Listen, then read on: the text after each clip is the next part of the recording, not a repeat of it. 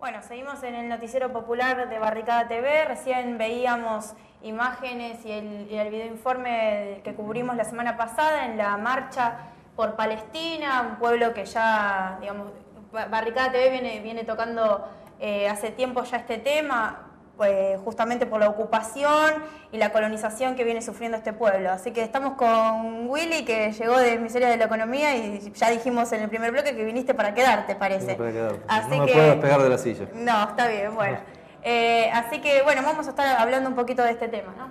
Sí, mira, básicamente nos interesaría que se contara un poquito de manera sintética, apretada, porque es largo lo histórico, ¿no? ¿Cómo se entiende este conflicto? Y porque obviamente está mediatizado por todas las grandes cadenas de información, y paradójicamente cuando ataca Israel se plantea como una ofensiva. Si hubiera sido al revés, se habla de terrorismo. Entonces, para desenmarañar esta cuestión, ¿cómo se entiende el conflicto que está pasando hoy en Oriente Medio? Mirá, es, como vos dijiste, muy largo. Indudablemente tiene orígenes que van de la primera mitad del siglo pasado. El origen específico es la creación por decisión de la ONU del Estado de Israel en un territorio en el cual vivía otra población. Pero nosotros lo que tenemos que hacer por ahí es ver el conflicto en los últimos años. ¿Qué ha pasado en los últimos años? Porque los que ya hace varios años, hace varias décadas ya que estamos en esto, hemos visto que en los últimos 5, 6, 7, 8, 10 años se ha profundizado en forma permanente. Todos los días tenemos una agudización muy grande del conflicto en Palestina, con ofensivas permanentes, ataques permanentes. Bueno, específicamente el conflicto que se está dando ahora en Gaza se relaciona con un tema.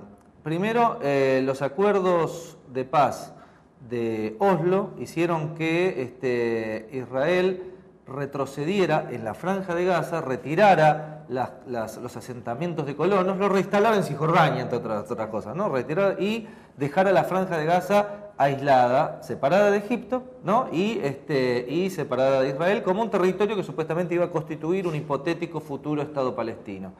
Entre esos acuerdos, la situación palestina interna se normalizó en términos electorales, o sea, se constituyeron partidos, que ya existían, ¿no? Pero se constituyeron públicamente, y se convocaba un proceso, se dictó una constitución palestina y se constituyó... Esto estamos hablando de los acuerdos de Oslo de 1993, 94. 94, claro. Está bien. Estamos empezando en este proceso, 93-94, que se relaciona también con la derrota de Irak en la guerra con Estados Unidos, en la guerra con la coalición de todos los países occidentales, que fue un duro golpe para uno de los principales apoyos que tenían los palestinos, que era el gobierno de Irak, ¿no? Tenía varios apoyos, ¿no? Pero el gobierno de Irak era un apoyo importante, y la pérdida de Irak en este esquema de países que no estaban sometidos directamente a los dictados del imperialismo y transformado en una semicolonia norteamericana, fue un golpe muy fuerte para el equilibrio de fuerza en el mundo árabe. Pero en lo que fue internamente la situación palestina implicó estos acuerdos de paz y la convocatoria de elecciones. Las elecciones las gana Hamas. O sea, la agrupación Hamas, el movimiento de Renacer Islámico Hamas, no me acuerdo exactamente el nombre ahora, el movimiento islámico Hamas, gana las elecciones. Gana las elecciones y obtiene el primer ministro, que es el que actualmente gobierna en Gaza. Gana democráticamente, elecciones reconocidas democráticamente, con diputados, con un sistema parlamentario, además ni siquiera presidencialista, de un presidente, un primer ministro. Inmediatamente Israel desconoce el triunfo de Hamas. Occidente, paralelamente a Israel, desconoce el triunfo de Hamas, el triunfo electoral lo desconoce. Dice: es una organización terrorista, no puede ganar las elecciones, es desconocido, entonces hay que derrocarlo.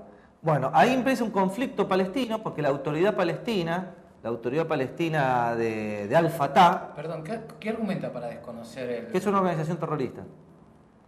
Que Hamas es una organización terrorista y no puede ganar las elecciones. No, que es una organización terrorista. Por más que lo hayan votado todos. Ganó por bastante, ganó bien las elecciones. No solo, sino lo ganó en una alianza con el Frente Popular para la Liberación de Palestina y otros grupos de tendencia marxista, ¿no? Desconoce. En ese desconocimiento se produce un quiebre en la autoridad palestina, y los sectores provenientes de Al-Fatah, ex sectores nacionalistas, partidarios más de la conciliación, se enfrentan a Hamas. Hamas derrota en una situación interna a Al-Fatah en Gaza, y Al-Fatah desplaza Hamas de Cisjordania. Entonces queda el sector de Gaza aislado bajo el gobierno electoralmente, había sido elegido democráticamente, de Hamas. Israel a partir de ese momento cerca Gaza, lo transforma en un lugar cerrado, un lugar en el cual no se puede entrar, los pescadores que salen son bombardeados cuando salen, todo el tiempo es como un campo de concentración, es lo más parecido a un enorme campo de concentración. Y Egipto, en el periodo de Mubarak, cierra la frontera y colabora con ese cerco a Hamas. Eso produce evidentemente una radicalización de los enfrentamientos. Los palestinos responden a eso, lógicamente responden con violencia, porque además el cerco implica un ataque militar, bombardeos, un ataque militar, y que llega a su punto máximo en la ofensiva militar de hace 3 años, que fue una enorme, la operación Plomo Fundido, que fue una ofensiva militar brutal, que intentó destruir la autoridad de Hamas en Gaza y no lo logró. Ahora, como para traer un poco la situación coyuntural de este momento en Palestina. La semana pasada, un acuerdo de un cese al fuego, un alto al fuego, entre Israel y Palestina, que a su vez circuló por muchos medios que Israel no lo viene cumpliendo, unido con esto que vos venías diciendo de los acuerdos de Oslo y todo, no sorprendería que Israel no cumpla esto. Ahora, mañana hay una presentación ante la ONU en la cual Hamas y la OLP van a pedir... la Autoridad Palestina en general pide la independencia. Van a pedir, el reconocimiento del Estado como observador ante la ONU, ni siquiera como un reconocimiento, total, como el resto de los países que participan de esta asamblea, y a la vez como reconociendo fronteras temporales. ¿Qué significa esto y qué implicaría para Israel, que ya advirtió un montón de cercos económicos que le impondría a Palestina? ¿Qué implicaría el después de este cese y el después de esta asamblea de mañana? Bueno, justamente para varios temas tocaste vos ahí, ¿no? Pero un tema es, para Israel la paz significa que los palestinos se sometan a sus dictados, ¿no? Y por eso, cuando vos decís los ataques continúan, nunca Israel deja de atacar y matar palestinos. Nunca. 1, 2, de arrogarse el derecho a entrar a cualquier casa, llevarse al palestino que quiera, sea diputado, sea senador, sea ministro, porque le parece que está teniendo actitudes que pueden ser perjudiciales para el Estado de Israel, que es otro Estado, llevárselo, detenerlo, torturarlo el tiempo que quiera, porque es legal la tortura en Israel. O sea, eso es la paz. Para Palestina es que los palestinos no reaccionen ante esa situación. Todo con el apoyo de Estados Unidos. Israel solo puede existir tal como existe hoy con el apoyo de Estados Unidos, que es el país que más ayuda económica recibe de Estados Unidos, ¿no? Por otra parte, los palestinos, yo te contaba el enfrentamiento entre Hamas y Al-Fatah, sí. Después y yo creo que está muy relacionado, después de que los libaneses de Hezbollah derrotan al ejército israelí en Líbano, eso genera en los palestinos una situación de desahogo y lleva a que haya un acuerdo entre Hamas y Hezbollah, entre Hamas y Al-Fatah, para llegar a una posición común que les permita presentarse en la ONU para ser reconocidos como Estado observador. ¿Qué implica esto? Estado observador es que todos los países del mundo reconocen a Palestina como Estado y Israel pasaría a ser un Estado invasor. O sea, jurídicamente, por más que Israel realmente desde el 48, desde la resolución del 48, en el 49 cuando fueron, ya la violaron, ocuparon todos los territorios, que eran mucho menos de los que la ONU le había, muchos más de lo que la ONU le había asignado, no le va a importar, pero jurídicamente y ante el reconocimiento de las naciones del mundo tiene su importancia. Yo creo que esta última ofensiva se relaciona con eso, en intentar quebrar a los palestinos lo suficiente como para que la situación de llegar a la elección en la ONU del reconocimiento de Palestina como Estado observador o no se haga porque hay una situación de terrorismo y un Estado terrorista no debe ser reconocido porque está en guerra, porque no es el momento, o que si se hace, sea con la política que ya había desarrollado hace años y fracasó y fue condenada por el mundo, hecha en Sudáfrica, de los batustanes. Eran supuestamente estados, pero que de negros en Sudáfrica, ¿no? Los sudafricanos blandos querían aislar a los negros en pequeños guetos, un poco que tuvieran su gobierno, eligieran, pero fueran totalmente dependientes jurídica, militar y diplomáticamente de Sudáfrica. Bueno, Sudáfrica no tuvo éxito, nadie lo reconoció. Bueno, Israel tiene un poder diferencial sorprendentemente diferente, a pesar de ser mucho más chico, mucho más débil que tienen otros países del mundo, y quizá puede influenciar por ese lado. Lo cierto es que el reconocimiento de la autoridad palestina como Estado observador en la ONU es un éxito importante para los palestinos y además siendo hecho por todas las organizaciones que componen, el mundo político palestino. Ahora, para situar un poco la situación, digamos, para enfocar un poco en la situación del por qué Israel pone, digamos, todo su esfuerzo militar y político, porque esto hay que remarcarlo también. Esto no es un conflicto religioso, como muchas veces Occidente lo quiere hacer notar, sino es un conflicto político que ya tiene varios años, como con esto que vos venías contando, con un pueblo bajo un genocidio constante. ¿Qué situación en recursos naturales tiene Palestina que ahí Israel, digamos, quiere meter la mano? Mirá, para los recursos naturales que tenemos nosotros, nada, digamos, pero para lo que es Israel, está en Palestina, ¿no? Está en Palestina, que es un territorio en el cual se decide fundar el Estado de Israel a partir de una situación mítica, ¿no? Religiosa, que es el tema de la Biblia, que bueno, es el origen del pueblo judío hace 2, 3, 4.000 años, ¿no?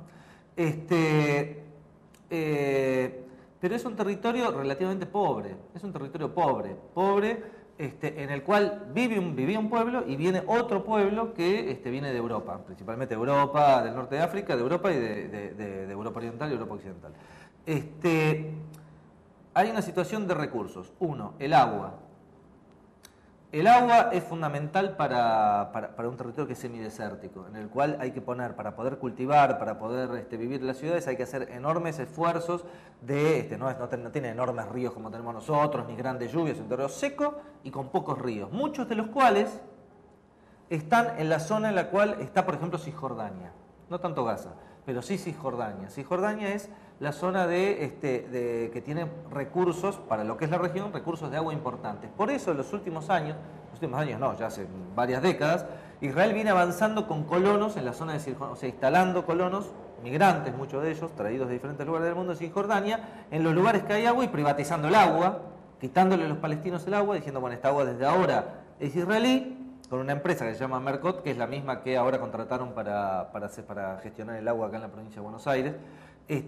Otra cosa que se dice es que en la zona de Gaza puede llegar a haber riqueza en lo que es la franja costera.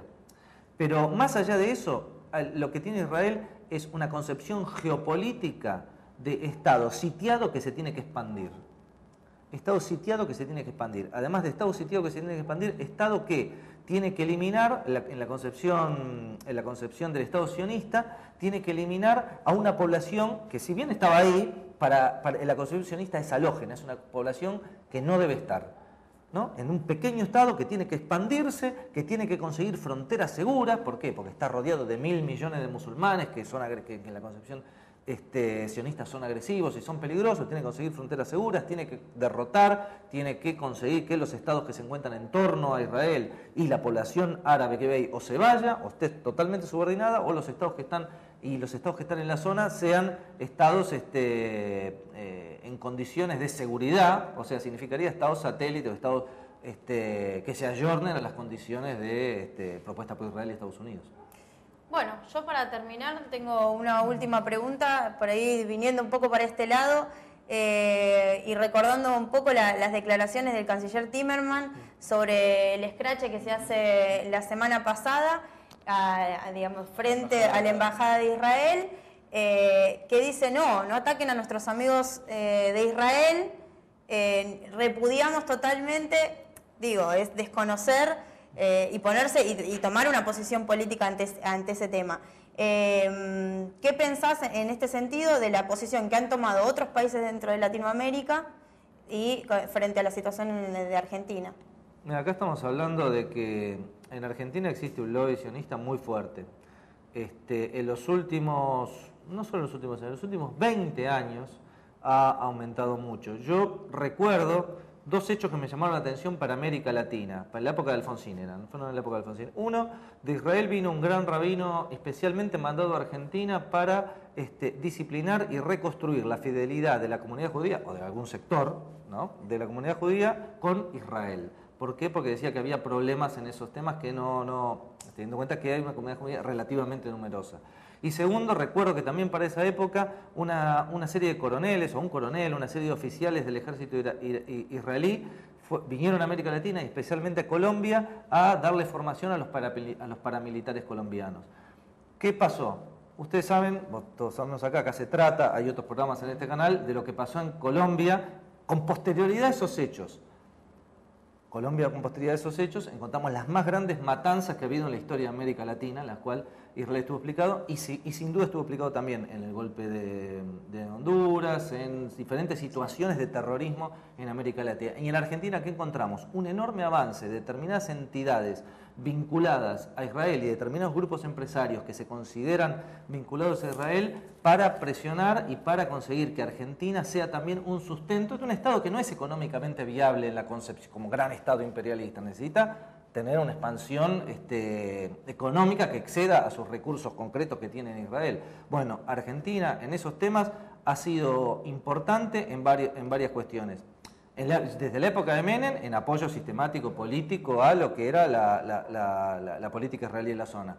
Pero, por ejemplo, en el acercamiento, el único pacto de libre comercio con un Estado extracomunitario que tiene el Mercosur, que es el pacto entre Israel y el Mercosur. Los productos israelíes en el Mercosur son considerados productos del Mercosur, o sea, productos que no pagan impuestos. Eso es subsidiar a Israel, ¿no? Eso es subsidiar a Israel.